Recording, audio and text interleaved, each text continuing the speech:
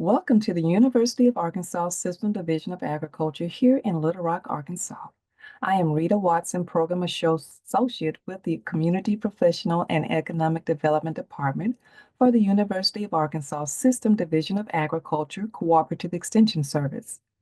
Thank you for joining us today for our 10th webinar in the Arkansas Conservation Partnership Series, funded by the USDA's Natural Resources Conservation Service in Arkansas and hosted by the University of Arkansas System Division of Agriculture. Today's webinar content expert is Randy Brents with the Arkansas Game and Fish Commission, otherwise known as AGFC. Randy will tell us about the Arkansas Game and Fish Commission and their partnership with the Natural Resources Conservation Service, otherwise known as NRCS. If you are watching live, you can submit questions in the Q&A box in Zoom. We will answer as many questions as we can at the end of our presentation. Randy is the Private Lands Habitat Division Assistant Chief with the Arkansas Game and Fish Commission. He began working for the United States Forest Service in 2007 while completing his undergraduate studies at Arkansas Tech University, and after receiving his Bachelor of Science degree in 2009, he began working across the United States performing wildland fire suppression and prescribed fire efforts. Those opportunities allowed a career move over to the Arkansas Game and Fish Commission in 2014. As the prescribed fire manager at AGFC, Randy developed a fire program that impacts nearly 30,000 acres per year across the state. In 2023, Randy had an opportunity to pursue another role with AGFC in private lands management. As a private landowner himself who has utilized several state and federal cost share programs, he has a passion for wildlife and land management and now gets to pass that passion down to the staff of the agency's Private Lands Habitat Management Division as the Assistant Chief. Remember, this is an interactive webinar. We will have a live Q&A segment, so please type in any questions you have into the Q&A box in Zoom. Randy, we are ready for your presentation. Thank you, Rita. So as Rita said, my name is Randy Brents. I'm the Assistant Chief of the Private Lands Division, Arkansas Game and Fish Commission. This presentation is a brief overview and will cover the past, present, and future of what is currently one of 14 divisions within the Arkansas Game and Fish Commission as of 2024. The main discussion will be focused specifically on cost share programs our staff delivers to private landowners across the state. Before we get started looking at the Private Lands Habitat Division, I believe it's important to understand how the commission was formed and the critical legislation passed along the way that molded it into what it is today.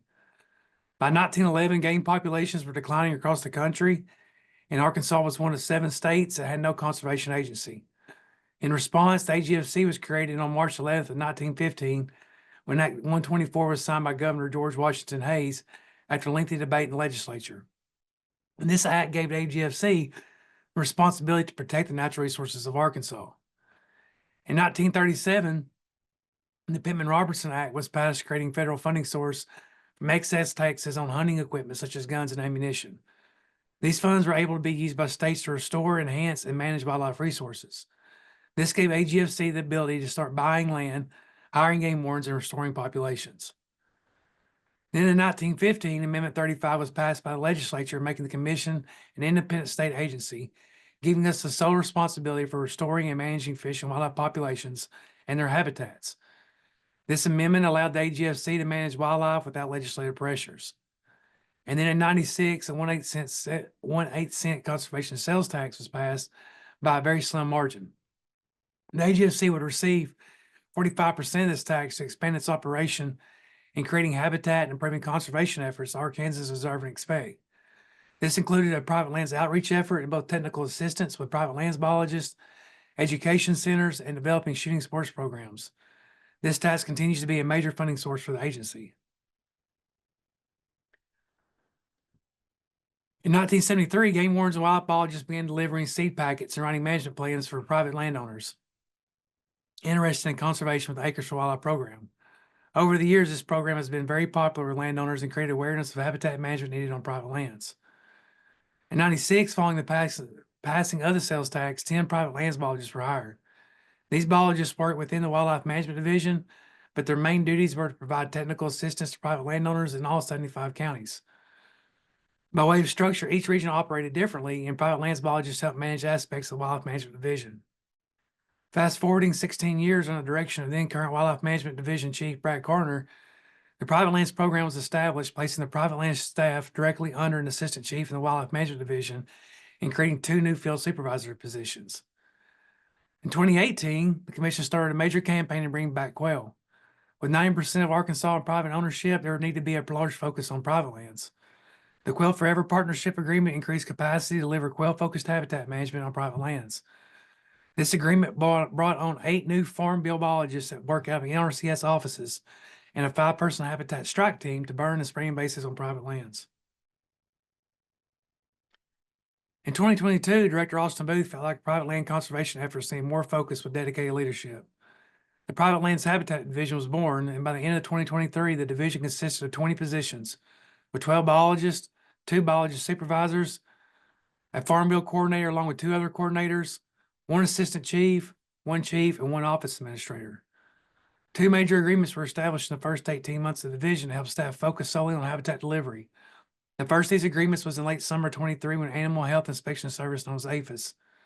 This agreement would have them handle over thousands of nuisance calls received annually, provide additional hog trapping on private lands, and be responsible for removing nuisance alligators on private lands across the south half of the state. The second agreement was in early 2024 with the National Deer Association.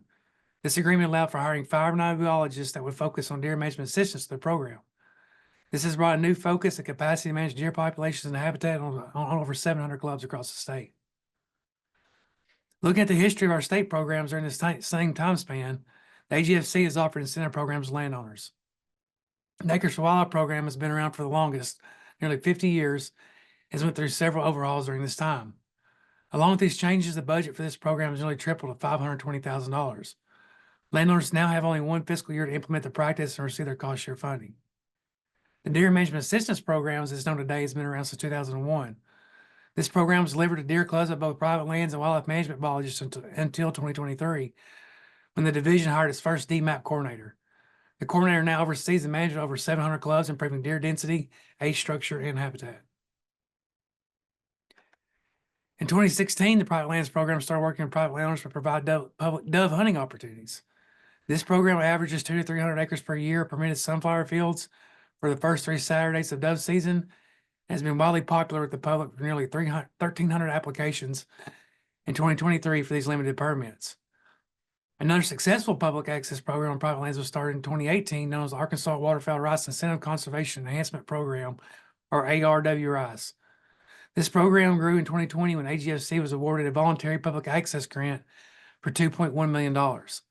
Since then, the Private Lands Program and wildlife management staff have been delivering nearly 600 acres of waterfowl habitat and waterfowl hunting access through this program.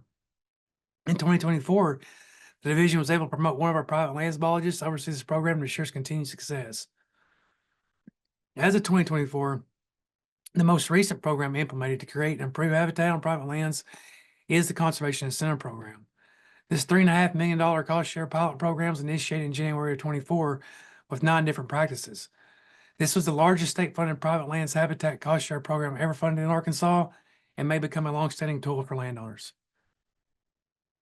When private lands moved from a program to its own division, as mentioned earlier, we hired 3 coordinators. One of those coordinators is a farm bill liaison for our agency. This individual's main focus is to stay abreast of NRCS offerings and make the connection on how our staff can deliver those practices to landowners. Some of the programs we deliver are listed here and all have components to promote wildlife on the landscape. All of our activities are guided by a focused 5-year strategic plan called Natural State Tomorrow. This plan has 4 strategic priorities and defined goals under each priority.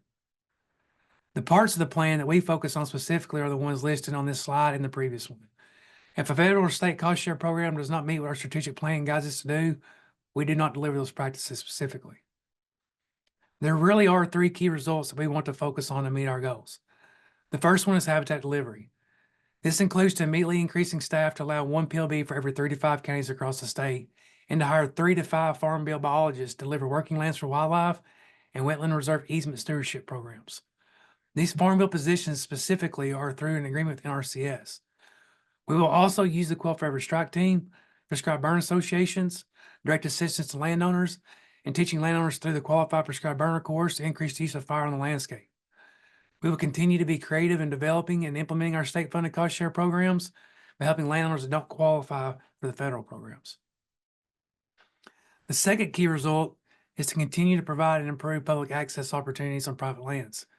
This includes writing grants and spending staff time promoting and overseeing these unique programs. And finally, the third key result is having a well-trained workforce to deliver technical assistance to landowners, to be engaged at local, state, and national levels to provide guidance on how to improve resource concerns in our state, whether it's groundwater depletion or overstocked forest. With that, I'll take any questions. Randy, we really appreciate the wealth of information that you share with us. It is time for our Q&A segment where we will answer your questions live.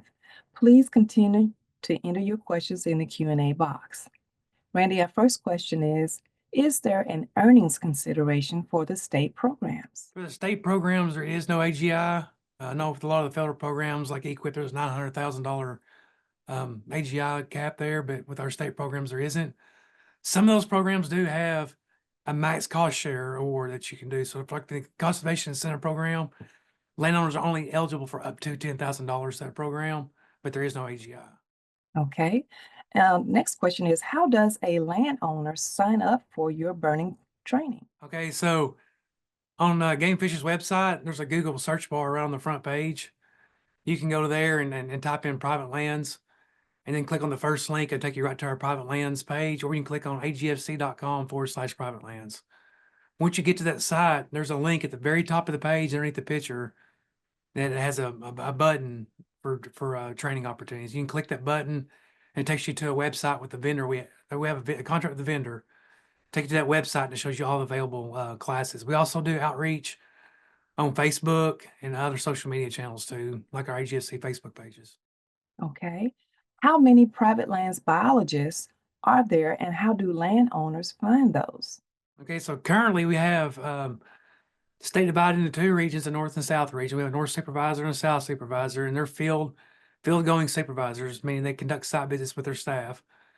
They each have 6 private lands biologists right now. So we have 14 technically in the field, and we're fixing to onboard another one for Northwest Arkansas in the next couple of weeks. So we're looking at having 15 private lands biologists in the field, plus our DMAP coordinator in those NDA positions. They do site visits for landowners. They deliver, they're versed in the state and federal cost share programs. So they're out there doing those site visits too. There's 6 of them if you count the NDA staff. And then you talk about our program coordinators. There's another 2 there. So we have right around 20 staff total that can get out there and talk about habitat landowners and start connecting them with state and federal programs. Okay, next question is the assistance provided by AGFC technical or monetary? Both. So we do site visits for staff. I think your previous question, I didn't hit on it, was how do we get hold of those private lands biologists? So to get a hold of our staff, first you would need to go to our website and go to the private lands page, and there's a map. And then that map is broken down and show you which biologist is responsible for your area. So that biologist will schedule a site visit with you. They would come out, talk about your goals for the property, and they would try to connect you with those state and federal programs that would match your property, your goals for the property. So they're gonna give you a map that's gonna outline where those practices should occur. That map can then be, if they determine that like a EQIP is the best program for you through the NRCS, we work with you to help you get your application together so that you can turn a successful application to the NRCS. We're going to help you get a farm track ID. We're going to tell you where to get that and all those things. If it's a state program, that's where the monetary side would come in from us. If you apply for one of our state programs got awarded, there would be some financial assistance through that. And our rates are based off the NRCS rate. So if we're offering a program that's similar to an NRCS program like EQIP, maybe some wildlife practice, those per acre rates are usually matched across the programs. That way it's consistent for landowners. Next, what other agencies besides NRCS do you partner with? All right, so we have an agreement with Quell Forever right now, and that has the Farm Bill biologists. We pay part of their salaries. NRCS pays the other part. Those Farm Bill biologists are in NRCS offices, and then they're delivering the federal programs for landowners. We have the NDA agreement. Like I said before, we have 5 biologists currently in it with the supervisor. Those are out there delivering habitat practices specifically on deer management clubs. And then we have the habitat strike team for Quail Forever. And then we've got this agreement we're trying to bring on right now. We have the agreement signed with NRCS to provide 3 farm bill biologists that would deliver working lands for wildlife and WRE practices specifically in 6 set counties across the state. So we're always open for partnering. We have the APHIS agreement as mentioned earlier. That agreement is just for nuisance animal calls. But our staff was handling thousands of those a year. And so that really hinders your ability to deliver habitat to landowners to these state federal programs if you're going and doing site visits for raccoons and addicts. So those agreements are critical. Just something like that even really helps our staff deliver those state and federal programs to landowners across the state. Okay. How does a landowner find out about current AGFC cost share programs? So current programs that we have will be on our website. If you go to the private lands page, we keep everything right there. So it's all housed. On the right-hand side, there's information about the DMAP program, about the incentive program, the Dovetail program. It's all listed there. And then you just click on those. It has the application period and has an application there if it's open. Currently, all the programs are closed because all the funding has been allocated for this calendar year 2024. We are hoping if we get money from the Legislative Assembly again this next year to reopen the incentive program, and we're looking for a spring application period, a late spring ranking period, and then start awarding those cost share practices in July of 25. Next, we have what is your typical application year? All right, so it's varied over the years.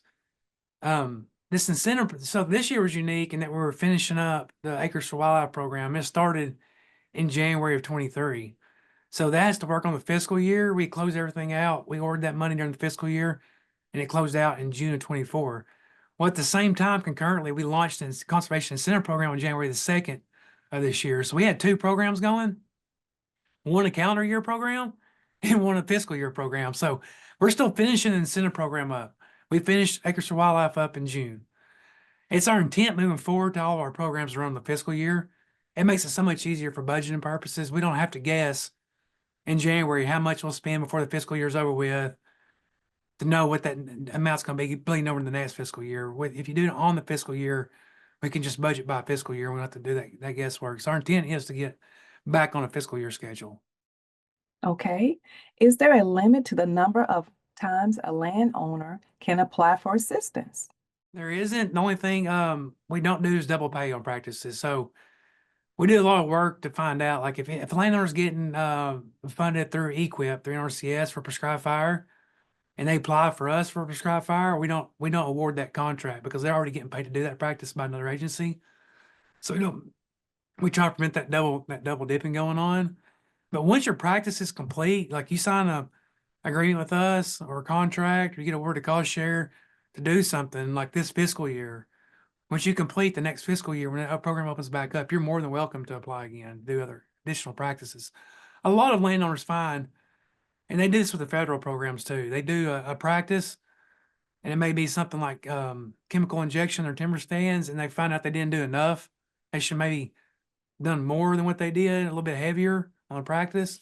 So they might come back and do that practice again, pick up additional trees, or as time goes on, just to maintain that habitat, you have to keep prescribed burning. So ideally, you keep putting back and forth the programs if you can to continue that. That way we don't do the work and then it looks good for a year or two and goes back up, right? We want it to be maintained throughout time. Okay.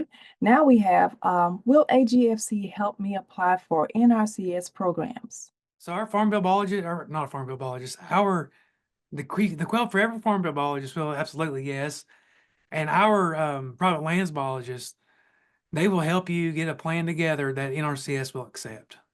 So we're gonna point you in the right direction. Go get your farm track ID, get you a management plan, get you a map. We're gonna get everything. We're gonna help you get everything you need to carry into that NRCS office and say, hey, I met with the private lands biologist and they said I would be good for EQIP. I want to apply for EQIP, and you have everything that you need when you walk in there to do that. That's where our technical assistance is really, it really comes in, is to get you to a point where you can have a successful application when you do walk in that office.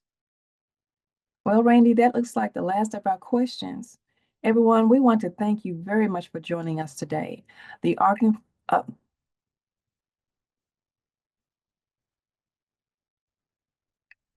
well, Randy, that looks like the last of our questions. Everyone, we want to thank you so much for joining us today for the Arkansas Conservation Partnership's Arkansas Game and Fish Commission webinar. I want to thank Randy Brents for speaking to us. I want to do this kind of awkward. I want it to flow. Okay.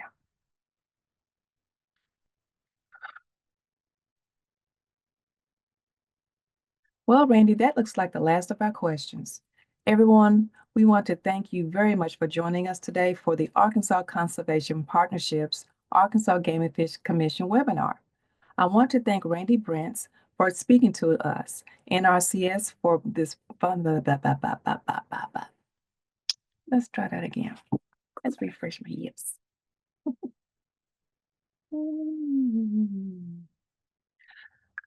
Okay, we're going to take this one for the third or fourth time.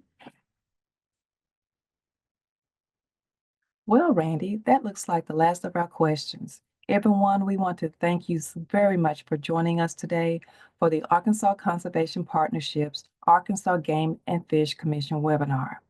I want to thank Randy Brents for speaking to us, NRCS for funding this program, and my colleagues at the University of Arkansas System Division of Agriculture, Cooperative Extension Service for producing and broadcasting this series. We hope you enjoyed our presentation. For future notifications of our upcoming webinar topics, they will be sent via email and available on our social media platform. The Arkansas Conservation Partnership Series also includes podcasts, which will be made available soon. Thank you for attending and have a great day.